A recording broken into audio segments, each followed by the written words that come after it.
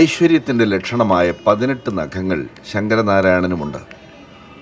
ആനയെ കെട്ടുന്ന തറവാടിന് 18 നഖങ്ങൾ കീർത്തി നൽകുമെന്ന് വിശ്വാസം. എന്നാൽ ഇത്രയും നഖങ്ങളില്ലാത്ത ധാരാളം ആനകൾ പല തറവാടുകളിലും അമ്പലങ്ങളിലും കഴിയുന്നുണ്ട്.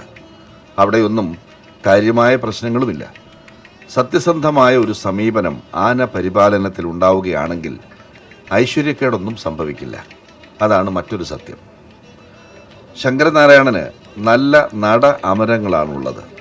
മികച്ച ഉയരമുള്ള ആനകളിൽ കാണുന്ന പ്രത്യേകതയാണിത്. മുൻകാലുകളും പിൻകാലുകളും ഒരേ ആയത്തിൽ വെച്ച് നടക്കുന്ന ആനയുടെ നേർക്കാഴ്ച ആഹ്ലാദദായകമാണ്. പാൽക്കൊമ്പുകളാണ് ശങ്കരനാരായണൻ്റേത്. കൊമ്പുകൾ ഉരുണ്ടതാണെങ്കിൽ അവയ്ക്ക് ബലം കൂടും. ചീളിക്കൊമ്പുകൾക്ക് ബലം കുറവായിരിക്കും. വീണെടുത്ത കൊമ്പുകളിൽ അകൽച്ചയുമുണ്ട്. ഇടതുകൊമ്പിൻ്റെ ഉയർച്ച ആനക്കാരന് ഗുണകരം. ഇടത്തെ കൊമ്പ് ഉയർന്നീടിൽ ആനക്കാരൻ ഉത്തമം. വലത്തെ കൊമ്പ് ഉയർന്നീടിൽ ഉടമസ്ഥന് നിശ്ചയം എന്നാണല്ലോ ചൊല്ല്. നീളമുള്ള തുമ്പിക്കൈയിൽ എത്ര വലിയ പനമ്പട്ടയും ഭദ്രമായിരിക്കും. എത്ര ക്ഷമിച്ചാലും പിന്നെയും തലയിൽ ചവിട്ടിക്കയറാൻ നോക്കുന്നവരെ ഒന്ന് വിരട്ടാനും ഈ തുമ്പി ധാരാളം. നന്നായി വീശി ഒഴിയുവാൻ ശങ്കരനാരായണന് മുറം പോലുള്ള ചെവികളുണ്ട്.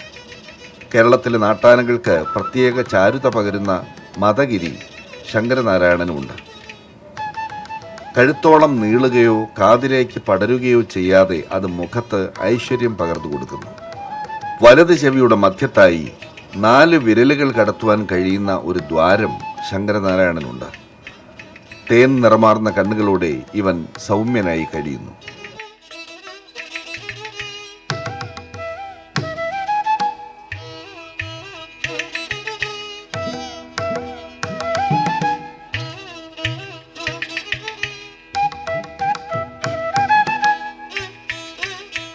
പുന്നത്തൂർ കോട്ടയിലെ വാസം ശങ്കരനാരായണന് പുതിയ ഒരു ജന്മമാണ് നൽകിയിരിക്കുന്നത്. മുൻകാഴ്ചയ്ക്ക് ശങ്കരനാരായണൻ കുറവുകളൊന്നുമില്ല. പക്ഷെ പിന്നിലേക്ക് പോകുമ്പോൾ വലുതും ചെറുതുമായ കുറവുണ്ട്. അത് വാലിന് സംഭവിച്ച ഒരു തകരാറാണ്. നടക്കിരുത്തുമ്പോൾ തന്നെ അതുണ്ടായിരുന്നു. എപ്പോഴോ സംഭവിച്ച ഒരു മുറിവ് ശ്രദ്ധയോ പരിചരണമോ കിട്ടാതെ വഷളായി. ശാന്തപ്രകൃതക്കാരനായ ശങ്കരനാരായണൻ അത് ആരോടും പറഞ്ഞില്ല. വേദന സഹിച്ച് നടന്നു.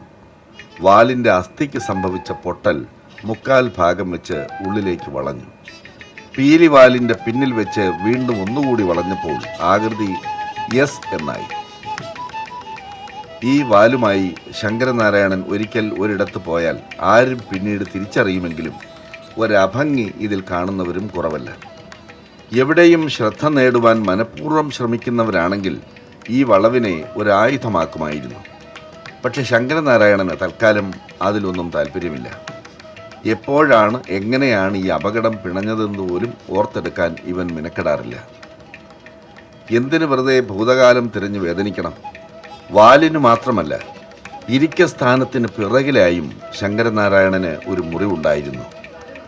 പുന്നത്തൂർ കോട്ടയിലെ വിദഗ്ധ ഡോക്ടർമാർ അടങ്ങുന്ന സംഘം മികച്ച ചികിത്സ നൽകിയാണ് അതും ഭേദമാക്കിയത്. വാലിൻ്റെ ഐശ്വര്യത്തിൽ ഒരിക്കൽ ശങ്കരനാരായണന് തെല്ല് അഭിമാനമുണ്ടായിരുന്നു.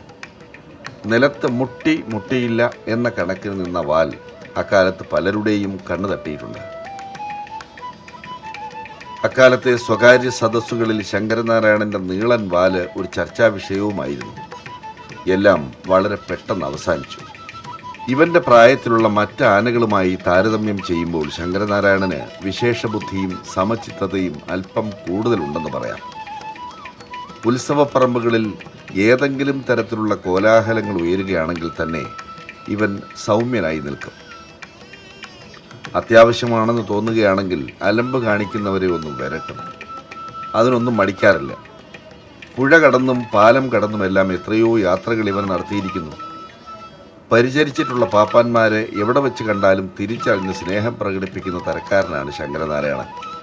അതുപോലെ പരിചരിച്ചിട്ടുള്ളവരുടെ മനസ്സിൽ തങ്ങി നിൽക്കുവാൻ പാകത്തിൽ ചില നല്ല ഓർമ്മകൾ സമ്മാനിക്കുകയും ചെയ്തിട്ടുണ്ട് ഇവൻ. ഒരിക്കൽ പ്രസിദ്ധമായ ചമ്രവട്ടപ്പുഴ കടക്കുകയായിരുന്നു. ഉത്സവം കഴിഞ്ഞുള്ള മടക്കമാണ്. തുമ്പിയിൽ നല്ലൊരു കെട്ട് പനമ്പട്ടയുമുണ്ട്. അതും ചുമന്ന് പുഴ കടക്കുന്നത് ഭാരമായതിനാൽ പാപ്പാൻ ഒരു തോണിയുടെ സഹായം തേടി. സാധാരണ ആനകൾ തോണി കണ്ടാൽ ചിലപ്പോൾ വിരണ്ടോടും. ചിലർക്ക് എന്താണ് ചെയ്യേണ്ടതെന്ന് മനസ്സിലാവില്ല. പക്ഷെ ശങ്കരനാരായണൻ വളരെ കണിശതയോടെ അരികിൽ വന്ന തോണിയിൽ തുമ്പിയിൽ കരുതിയിരുന്ന പനമ്പട്ട വയ്ക്കുകയും മറുകര ചെന്ന് കാത്തു നിൽക്കുകയും വഞ്ചി മുങ്ങാതെ അതെടുത്ത് നടക്കുകയും ചെയ്തു. പുന്നത്തൂർ കോട്ടയിലെ വാസം 20 വർഷമാകുവാൻ പോകുന്നതൊന്നും ഇവൻ അറിയുന്നില്ല.